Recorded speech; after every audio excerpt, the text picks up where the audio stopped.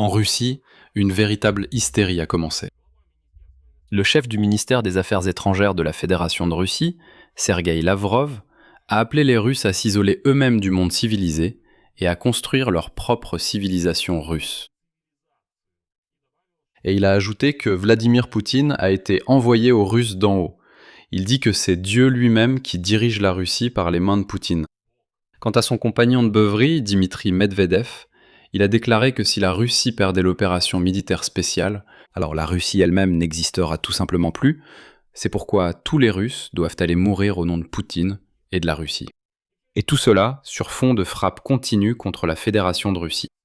Dans la nuit du 29 juillet, les forces ukrainiennes ont porté l'une des frappes les plus étendues géographiquement de ces dernières semaines, contre les raffineries de pétrole à Perm et à Ryazan, le centre logistique de Wildberries, la base de vedette de la flotte de la mer Noire en Crimée, et plusieurs autres sites militaires. Et ce même jour, Lavrov a prononcé la phrase suivante, je cite, « Le monde civilisé entier s'est ligué contre la Russie ».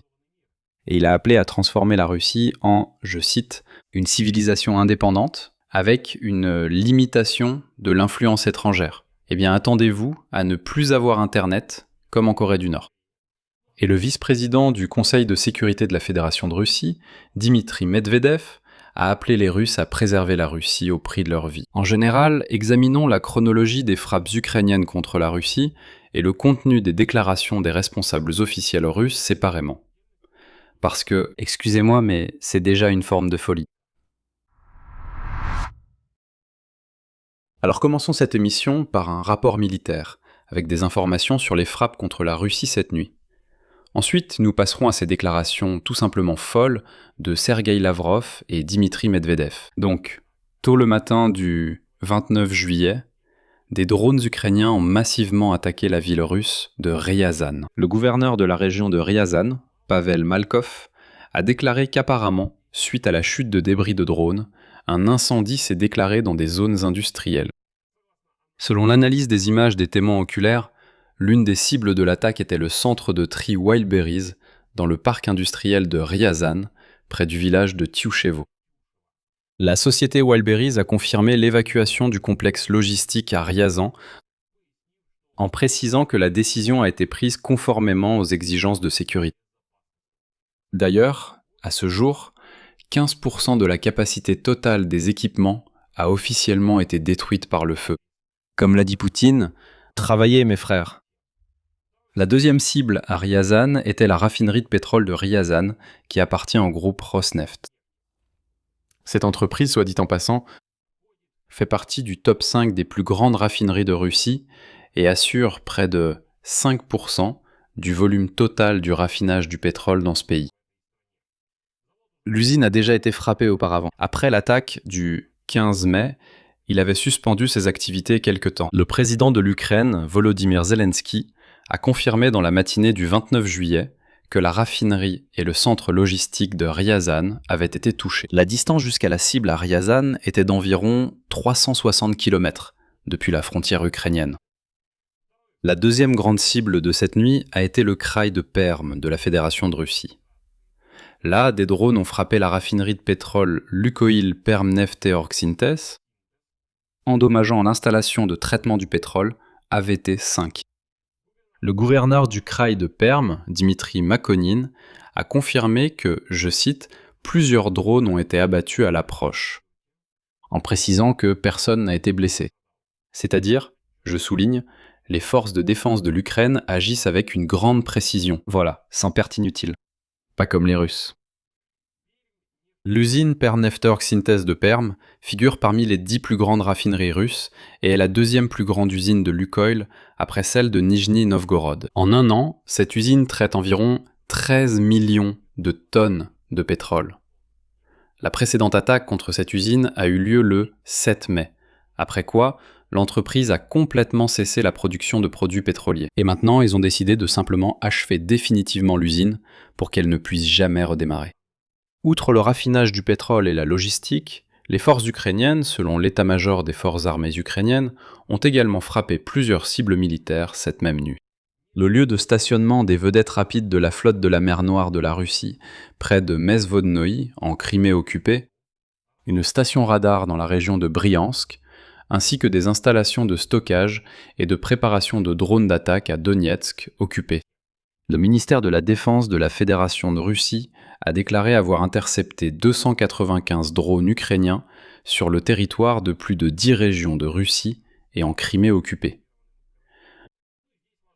Il faut aussi noter que les forces armées ukrainiennes ont frappé presque toutes les grandes raffineries de pétrole russes depuis le début de l'année. Ce qui a entraîné une baisse de la production d'essence automobile début juillet à 65% du niveau moyen de consommation estivale des Russes. La série de frappes contre les centres logistiques de Wildberries a commencé le 18 juillet et a déjà touché des entrepôts dans la région de Moscou, la région de Tambov, Krasnodar et le territoire de Stavropol. Ah, et en Crimée aussi d'ailleurs, un entrepôt Wildberries a également brûlé. Dans le contexte des frappes contre les raffineries de pétrole et des nouvelles sanctions de l'Union européenne, il convient de prêter une attention particulière à la manière dont la Russie adapte sa logistique d'exportation. La Russie a fortement augmenté le transport de pétrole par l'océan Arctique. Après la saisie des pétroliers par les pays européens, auxquels il est désormais permis de saisir la cargaison des pétroliers russes illégaux de la flotte fantôme et de simplement la vendre. Désormais, tous les pays membres de l'UE ont ce droit. Dès qu'ils voient un pétrolier de la flotte fantôme, il leur est maintenant avantageux de le saisir. Ils l'ont fait. Ont vendu le pétrole et gagné de l'argent. Et ils ont jeté le navire, tout simplement, ils l'ont balancé et c'est tout. Eh bien, si les Russes le veulent, qu'ils le prennent. S'ils ne le veulent pas, ils l'ont confisqué, je ne sais pas. Ils l'ont découpé pour la ferraille et ils ont aussi gagné de l'argent. Donc maintenant, les Russes essayent d'éviter de passer par l'Europe.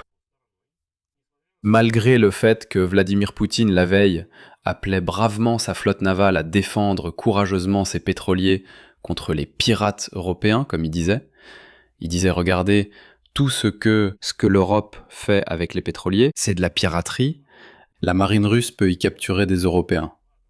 Enfin bref.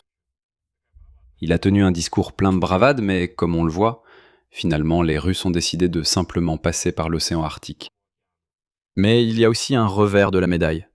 L'interception des pétroliers par les pays européens n'a pas encore entraîné de réduction du volume total des exportations maritimes de pétrole russe. Moscou compense simplement les pertes en réorientant les itinéraires.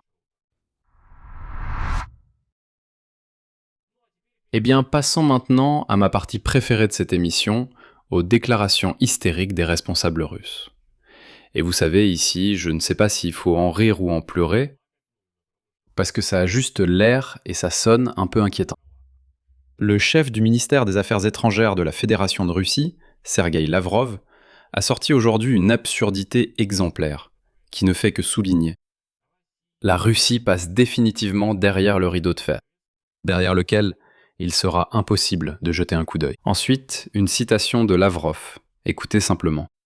La situation n'est pas une plaisanterie. Le président ne le cache pas. Le monde entier civilisé, pour ainsi dire, s'est ligué contre nous, qui s'appelle ainsi lui-même. Les pays occidentaux ont de nouveau adopté le slogan d'infliger une défaite stratégique à la Russie, ainsi que le slogan de la décolonisation de la Russie, sous lequel on entend une fois de plus, ouvertement, le démembrement de notre pays. Il ajoute « Vous voyez ce qui est arrivé à l'Union soviétique ? Elle s'est effondrée. Maintenant, il tente de faire éclater la Russie elle-même. » Ensuite, Lavrov affirme que les États européens soutiennent les expatriés russes qui collectent de l'argent pour diviser la Fédération de Russie. Alors là, bien sûr, les Russes en Europe devraient s'inquiéter, parce qu'il est évident que la machine de Poutine commencera à persécuter les expatriés russes, ces mêmes Russes. Et c'est à partir de cette thèse que Lavrov tire une conclusion pratique sur la nécessité de l'auto-isolement de la Russie vis-à-vis du reste du monde.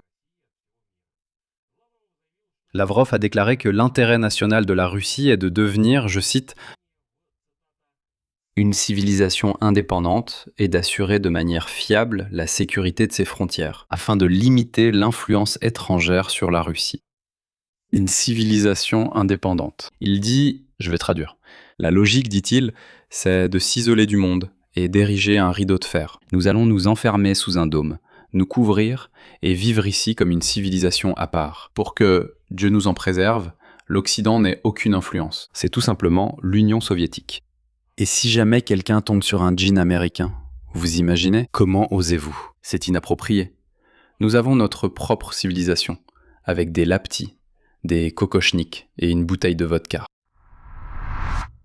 Et parallèlement à cela, Lavrov a également déclaré que l'Occident insiste pour maintenir, je cite, le régime nazi à Kiev, et que si l'on s'arrête sur la ligne de contact actuelle, ce régime restera en place, et les territoires ukrainiens occupés par les Russes sales, l'Occident ne les reconnaîtra pas, dit-il.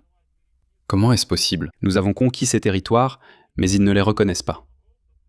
En même temps, Lavrov a reconnu que, je cite, l'Occident, surtout l'Europe, finira aussi par reprendre ses esprits et sera prêt à établir des relations d'égal à égal. Mais, selon lui, à ce moment-là, les Russes devront vivre derrière un immense mur et construire leur propre civilisation. Et dans cette même interview, Lavrov a appelé la Russie, je cite, à se mettre en colère contre elle-même plus rapidement, affirmant que la colère aide à accélérer dans tous les domaines, y compris sur le front.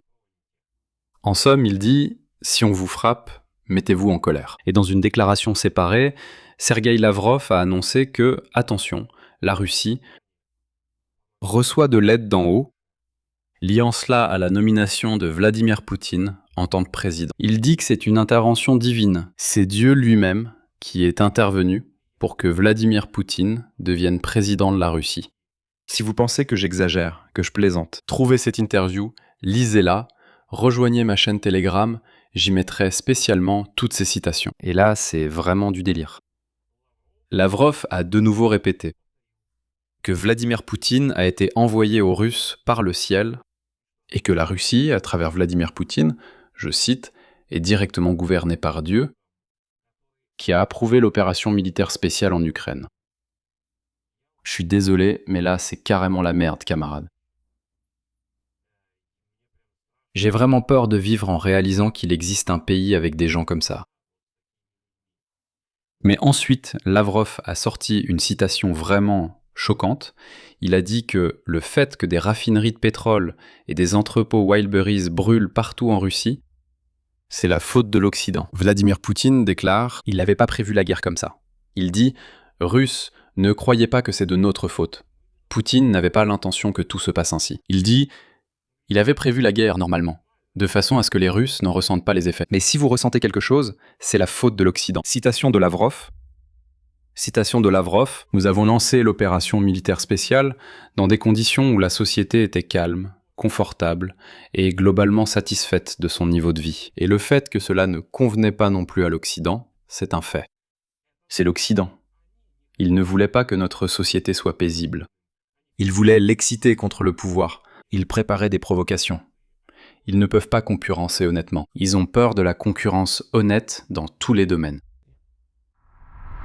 Et parallèlement au délire de Lavrov, le vice-président du Conseil de sécurité de la Fédération de Russie, le principal alcoolique de Russie, Dimitri Medvedev, a déclaré aujourd'hui, je cite, « On ne peut sauver la Russie qu'en remportant la victoire dans l'opération militaire spéciale ». Et là, on voit clairement la préparation de la société russe à une mobilisation totale. Medvedev a ajouté plus tôt que si la Russie arrêtait les hostilités, sans avoir obtenu la victoire, le pays sera déchiré en morceaux, et il n'y aura tout simplement plus de Russie. En fait, comme je le vois, Lavrov et Medvedev répètent toujours la même rengaine. En résumé, dans la nuit du 29 juillet, les forces ukrainiennes ont frappé 2 grandes raffineries de pétrole à Ryazan et à Perm, ainsi que la logistique de Wildberries et plusieurs sites militaires. À Kiev, on indique déjà clairement qu'il s'agit d'une nouvelle stratégie de pression et que de telles frappes ne feront que s'intensifier. Au même moment, Lavrov et Medvedev ont fait une déclaration publique le même jour sur la nécessité d'isoler la Russie de l'Occident et sur le fait que la guerre ne doit se terminer que par une victoire, sinon la Russie elle-même disparaîtra. Et cette concomitance des échecs militaires sur le front économique et du renforcement de l'isolement. Faible, et je dirais même de la rhétorique eschatologique des hauts responsables russes, indique que l'inquiétude et la peur grandissent au sein de la direction russe. C'est pourquoi ils essaient de convaincre les Russes qu'ils doivent sacrifier leur vie pour préserver la Russie. Cette rhétorique eschatologique montre justement que vous, les Russes, au nom de la Grande Russie, vous devez donner votre vie. Pourquoi ? Parce que vous n'avez pas compris. Vladimir Poutine vous a été envoyé d'en haut. C'est une intervention divine. C'est le grand Dieu lui-même qui nous a désigné un tel président. Excusez-moi, je me répète, mais c'est le bordel, camarade. Et je n'ai pas de mots pour décrire ça. Qu'est-ce que c'est que cette folie qui se passe ? Je mets des points de suspension ici. À vous de partager vos réflexions et conclusions dans les commentaires sous cet épisode. Si vous souhaitez soutenir le travail de cette chaîne YouTube, vous pouvez le faire en faisant un don via les liens et les coordonnées bancaires dans la description de cette vidéo. C'est tout pour aujourd'hui, prenez soin de vous. Всем пока.